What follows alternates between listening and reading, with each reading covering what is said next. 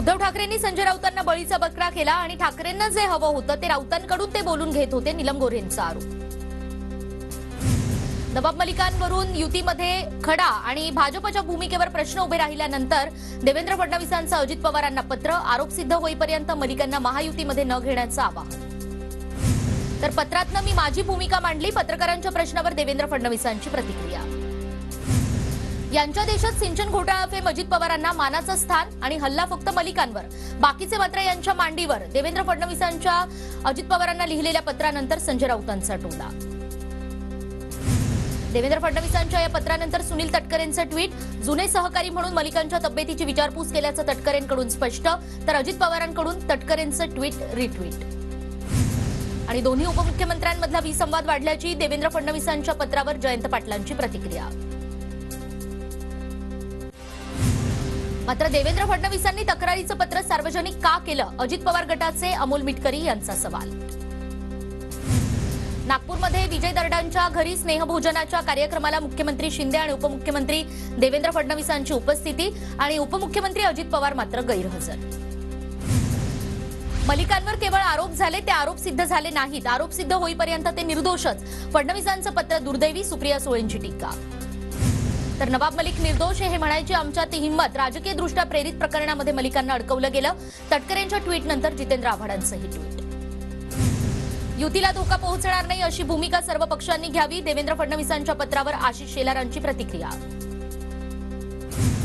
तर देवेंद्र फडणवीसांची पत्राद्वारे नौटंकी सुरू. गुजरातच्या वॉशिंग मशीनमधून गेल्यानंतर सगळे धुवून निघतात.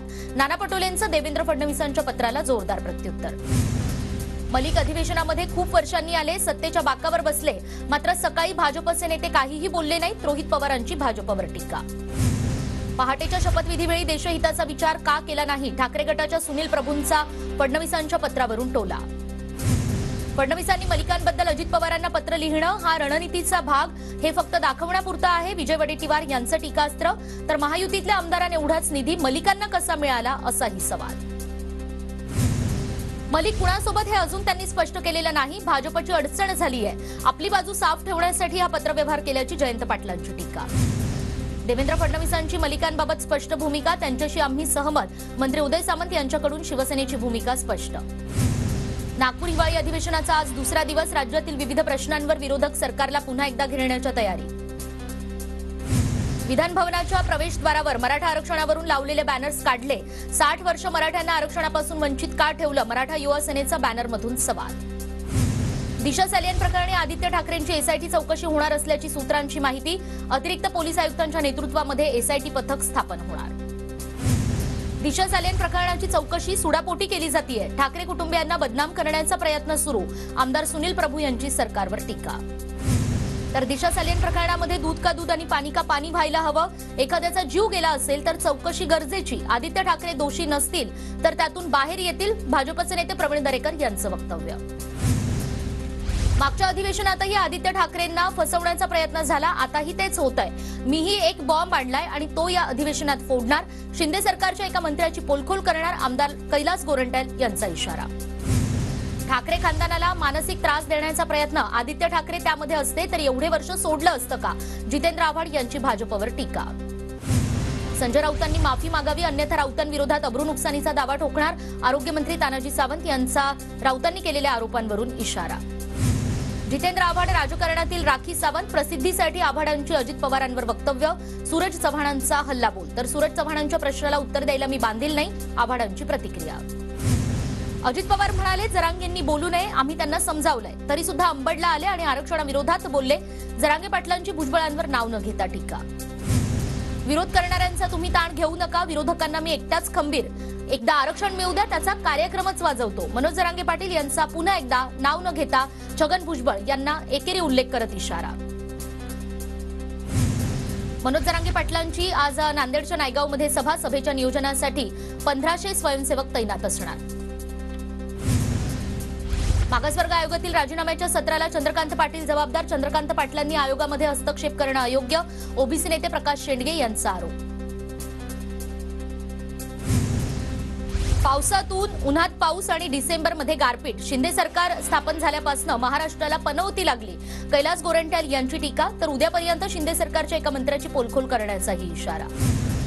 काँग्रेसनं त्यांच्या काळामध्ये शेतकऱ्यांसाठी काय केलं ते तपासावं. सत्ता असताना शेतकरी आठवत नाही आणि सत्ता गेल्यावर शेतकरी आठवतो. बच्चू कडूंची विरोधकांच्या आंदोलनावर टीका. प्रियंका खरगे यांच्याकडून स्वातंत्र्यवीर सावरकरांचा अवमान. सावरकरांचा अवमान सुरू असताना उद्धव ठाकरे गप्प का? चंद्रशेखर बावनकुळेंचा ठाकरेंना सवाल. विधानसभेत एकूण 55,000 कोटींच्या पुरवणी मागण्या सादर. सार्वजनिक बांधकाम विभागासाठी 5,492 कोटी, कृषी विभागासाठी 5,351 कोटींची तरतूद. महत्त्वाच्या पुरवणी मागण्यांबाबत राज्य सरकारची मोठी तरतूद. मागास आयोगाला मराठा समाज मागास ठरवण्याबाबत 360 कोटींची तरतूद. महाज्योतीसाठी 269 कोटी, राजर्षी शाहू शिष्यवृत्तीसाठी 53 कोटी. साखर कारखान्यांना मोठा धक्का. 1 वर्षासाठी ऊसापासून इथेनॉल बनवण्यावर बंदी. साखर उत्पन्नात घट होत असल्यानं केंद्र सरकारचा निर्णय. देशात विमानानं प्रवास करणाऱ्यांच्या संख्येत वाढ. विमान प्रवास करणाऱ्यांची संख्या 14 कोटींवर पोहोचली.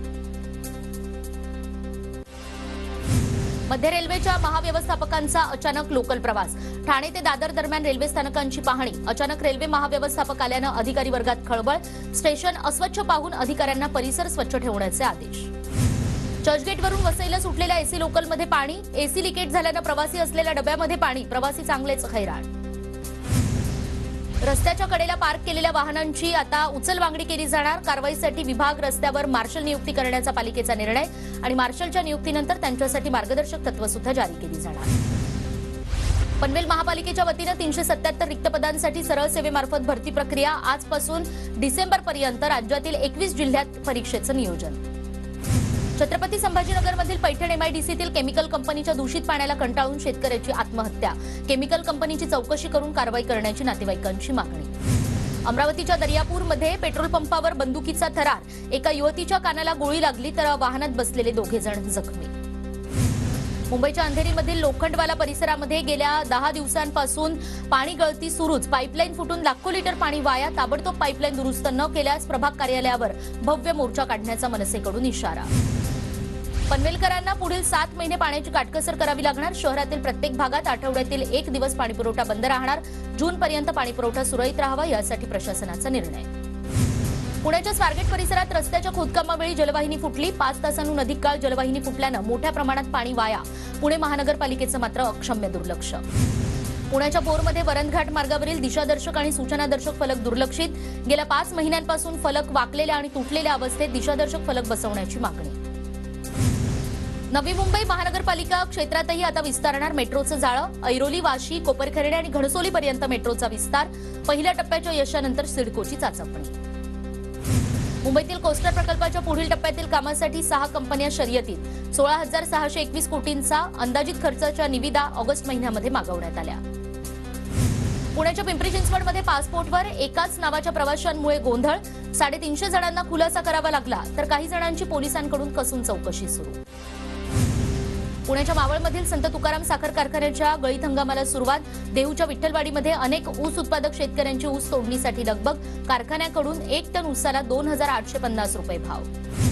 नांदेडमध्ये भावसार समाजाचं पाकिस्तानातील हिंगलाज मातेचं मंदिर पाडल्याच्या निषेधार्थ आंदोलन. मंदिर उद्ध्वस्त केल्यानं समाजाकडून निषेध व्यक्त. साताऱ्यामधील कराडच्या वारुंजीतील मराठी आंदोलनाला वाढता पाठिंबा. अनेक गावातील नागरिकांची उपोषणाला हजेरी. भूमाफियांच्या विरोधात मंत्रालयावर जाणारा आदिवासी शेतकऱ्यांचा मोर्चा ठाण्यामध्ये धडकला. शेतजमिनी परत द्या, भूमाफियांवर गुन्हे दाखल करा यासह अन्य मागण्यांसाठी मोर्चा. शेकडोंच्या संख्येनं आदिवासी बांधव मोर्चात सहभागी. मुंब्रा कौसा भागात अनेक दिवसांपासून अपुऱ्या पाण्याची समस्या. अनधिकृत बांधकामं वाढल्यानं स्थानिक पाण्यापासून वंचित. प्रशासनाच्या विरोधात स्थानिक नागरिक आणि राष्ट्रवादीकडून बेमुदत धरणं आंदोलन. साताऱ्यातील कराडमध्ये अंगणवाडी सेविकांच्या मागण्यांसाठी मनसेचा तहसील कार्यालयावर मूक मोर्चा. प्रलंबित मागण्यांचं निवेदन सादर.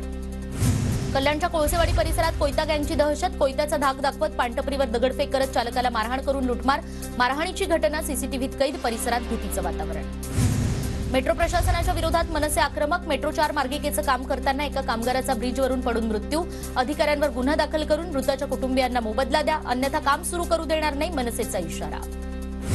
पिंपरी चिंचवडच्या पुनावळेमध्ये प्रस्तावित कचरा डेपोच्या विरोधात राष्ट्रवादी शरद पवार गट आक्रमक. महानगरपालिकेसमोर शहराध्यक्ष तुषार कामठे यांचं उपोषण सुरू. प्रस्तावित कचरा डेपो रद्द करण्याची आंदोलकांची मागणी. नागपूरमध्ये दिव्यांग शाळेला सरसकट अनुदान देण्याच्या मागणीसाठी मोर्चा. अधिवेशनाच्या पहिल्याच दिवशी डॉक्टर बाबासाहेब आंबेडकर विकास मंचचा नागपूरच्या विधान भवनावर मोर्चा. कार्तिकी यात्रा अवघ्या एक दिवसावर असताना पुणे नाशिक महामार्गावरून दिंड्यांची वर्दळ. दिंड्यांमधील वारकरी संप्रदाय संत ज्ञानेश्वर महाराजांच्या जयघोषात आळंदीकडे प्रस्थान.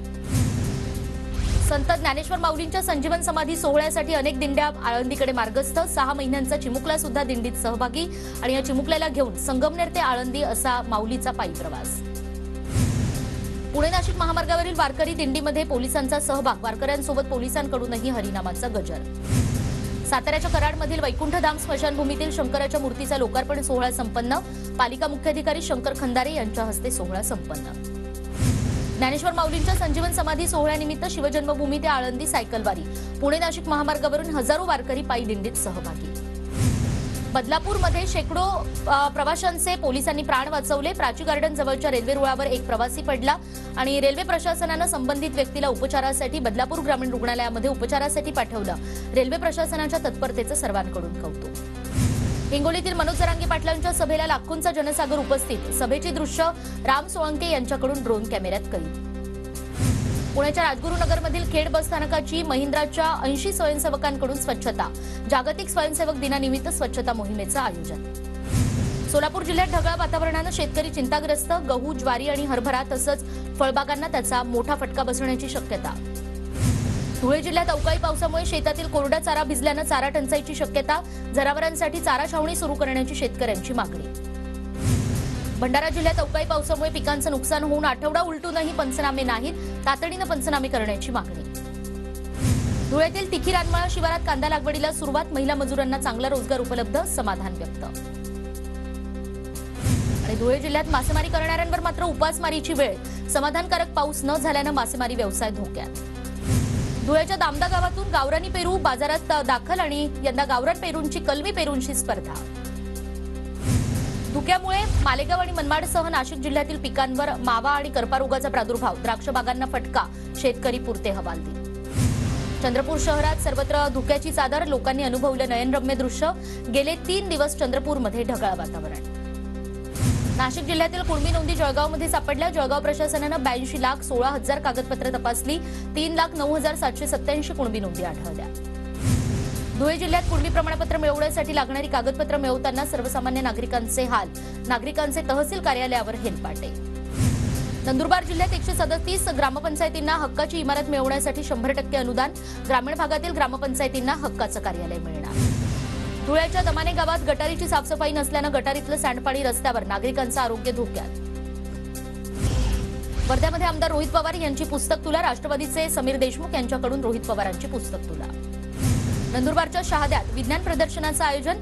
शालेय विद्यार्थ्यांच्या वैज्ञानिक गुणांना चालना देण्यासाठी शाळेचा हा उपक्रम. राष्ट्रीय राजपूत करणी सेनेचे अध्यक्ष सुखदेव सिंग गागामेडी यांच्या हत्येच्या निषेधार्थ धुळ्यामध्ये करणी सेनेचं आंदोलन. हत्या करणाऱ्या आरोपींना अटक करण्याची मागणी. सांगलीच्या उपप्रादेशिक परिवहन कार्यालयात नागरिकांचं आंदोलन. अधिकारी नागरिकांशी उद्धट वर्तन करत असल्याचा आरोप. दोषी अधिकाऱ्यांवर कारवाईची मागणी. महाराष्ट्र जनक्रांती मोर्चाकडून जिल्हाधिकारी कार्यालयासमोर निदर्शनं. कोरोना काळात सेवा देणाऱ्या कर्मचाऱ्यांना शासकीय सेवेमध्ये रुजू करण्याची मागणी. जळगावमध्ये मनपा आयुक्तांच्या दालनाबाहेर केक कापून माहिती अधिकार कार्यकर्त्यांकडून प्रशासनाचा निषेध व्यक्त. 3 वर्ष उलटूनही व्यापारी संकुलातील अनधिकृत बेसमेंटवर कारवाई न झाल्यानं दीपक गुप्ता यांचं अनोखं आंदोलन. पुण्याच्या इंदापुरातील शेतकऱ्यांचा अनोखा प्रयोग. विदेशातील फॅशन फ्रूटची लागवड. फळांची अमेझॉनवर विक्री. शेतकऱ्यांना लाखोंचं उत्पन्न. डोंबिवलीच्या खोणी गावात आदिवासी कुटुंब अशिक्षित असल्याचा गैरफायदा घेत कुटुंबाची फसवणूक. आदिवासी कुटुंबियांना लुटणाऱ्या मनसे कार्यकर्त्यांवर गुन्हा दाखल. माथेरानच्या टॉय ट्रेनची 2 कोटींची कमाई. पर्यटकांची टॉय ट्रेनला खास पसंती. जून ते नोव्हेंबर 2023 पर्यंत 3,34,000 पर्यटकांचा प्रवास. आयटकची महासंघर्ष जनजागरण यात्रा परभणीमध्ये दाखल.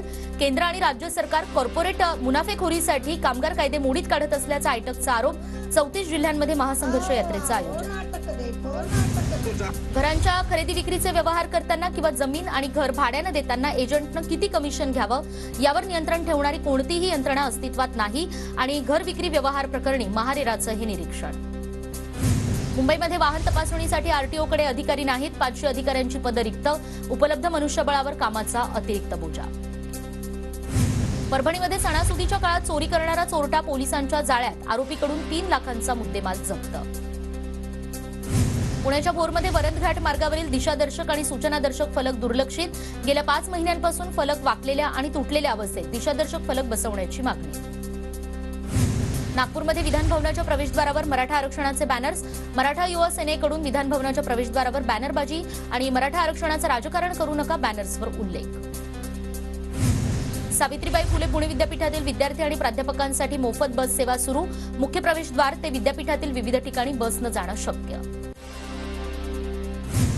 धाराशिव जिल्ह्यात 34 दिवस पुरेल इतकाच चारा उपलब्ध. लहान मोठ्या जनावरांची संख्या पाहता दररोज 3000 टन चारा आवश्यक. टंचाई आराखड्याला मान्यता देण्याची मागणी.